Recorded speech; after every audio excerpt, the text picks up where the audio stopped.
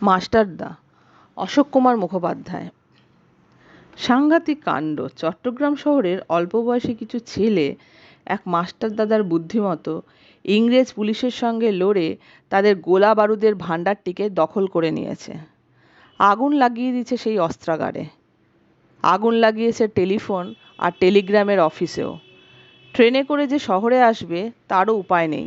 দু জায়গায় রেলের লাইন ভেঙে ফেলেছে তারা, সেখানে মালগাড়ি উল্টে ট্রেন চলাচল বন্ধ।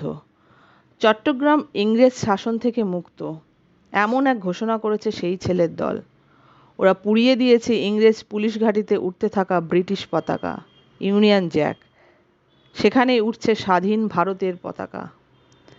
ভারতবর্ষ শাসন করতে এসে ইংরেজরা বোধহয় এমন মার এর আগে কমই খেয়েছে। তারা মনের সুখে রাজ্যপাট চালিয়েছে এতদিন। ভারতবাসী দিনের পর দিন খেটে গেছে, আর সেই খাটুনির ফল ভোগ করেছে সাদা চামড়ার ইংরেজ।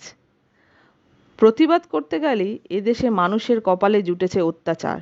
এদেশে রাজত্ব করতে এসে তাদের স্পর্ধা একেবারে আকাশ ছুঁয়েছে। কোনো কোনো প্রতিষ্ঠানে সাদা চামড়ার লোক ছাড়া অন্য কারো ঢোকার অনুমতি নেই। রেস্তোরাঁর গায়ে নোটিশ ঝুলছে, কালো চামড়ার লোক এবং কুকুরের প্রবেশ নিষেধ। এমন অন্যায় বেশি দিন চলে না। প্রতিবাদ হবেই, প্রতিরোধ গড়ে উঠবেই। ঠিক যেন রূপকথার রাজপুত্রদের মতো লড়াই করে দেশ থেকে দানবদের তাড়াতে চেয়েছে চট্টগ্রামের এই ছেলের দল। তাদের মনে হয়েছে ভারতবর্ষের একটা জায়গায় যুদ্ধ করে যদি ইংরেজদের তাড়ানো যায়, সারা দেশ জেগে উঠবে। আর সকলেরই তখন মনে হবে, তাহলে তো আমরাও এমনভাবেই লড়াই করে ইংরেজদের অত্যাচার বন্ধ করতে পারি, তাদের তাড়াতে পারি। দেশ আমাদের মা, সেই ভারত মাতাকে ইংরেজ দানবের কবল থেকে মুক্ত করতে পারি। এই ছেলের দলকে দেশের কথা বলে খেলাধুলো বন্দুক চালানো শিখিয়ে ইংরেজদের বিরুদ্ধে লড়বার উপযুক্ত করে গড়ে তুলেছেন এক অঙ্কের শিক্ষক। তাকে সবাই মাস্টারদা বলে ডাকে। কে এই মাস্টারদা? তার কথায় ছেলের দল ইংরেজদের বিরুদ্ধে মরণপণ লড়তে পারে।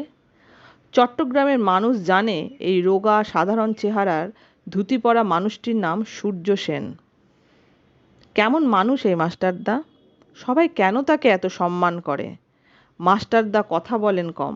মজাটা হলো, মাস্টারদাকে বাইরে থেকে দেখে বোঝার উপায় নেই তিনি এত বড় একজন নেতা। তার পোশাক খুবই সাদাসিধে, বাঙালির ধুতি পাঞ্জাবি বা ধুতি শার্ট, রঙিন জামা পরেন না। কথা যেমন কম বলেন, হাঁটা চলাতেও শব্দ হয় না প্রায়। তার বাড়ির লোকজনেরা বলেন, খরম পায়ে হাঁটলেও তার খটখট আওয়াজ শোনা যায় না। এই যে মানুষটি চুপচাপ যার ধরন, তিনি কি করে এত ছেলেকে ভারতের মুক্তির নেশায় খেপিয়ে তুললেন, রাইফেল বন্দুক নিয়ে ইংরেজদের বিরুদ্ধে লড়লেন? এ ভারী আশ্চর্যের কথা।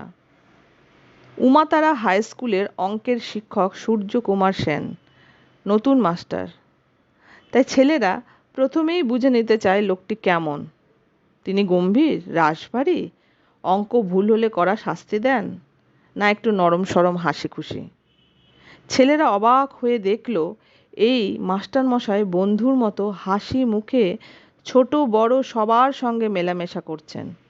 খুবই সহজ সাধারণ মানুষ, কিন্তু ঠকাবার উপায় নেই। তার চোখের দিকে তাকালে কিছু লুকোনো যায় না। তখনও তো সেরকম তার নাম চারিদিকে ছড়িয়ে পড়েনি। তবু সেদিন ছাত্রদের মনে হয়েছিল এই মানুষটি অন্যরকম। তার কথা মতো ছাত্ররা ভোর 4টের সময় ঘুম থেকে উঠে ময়দানে গিয়ে ব্যায়াম করত, সংস্কৃত স্রোত আবৃত্তি করত। কোনো কোনো ভোরবেলায় ছাত্ররা দেওয়ানজির পুকুর পাড়ে তাদের প্রিয় অঙ্কের মাস্টারের মেশবাড়িতে পৌঁছে দেখত তিনি অনেক আগেই উঠে রামকৃষ্ণ স্রোত গান করছেন।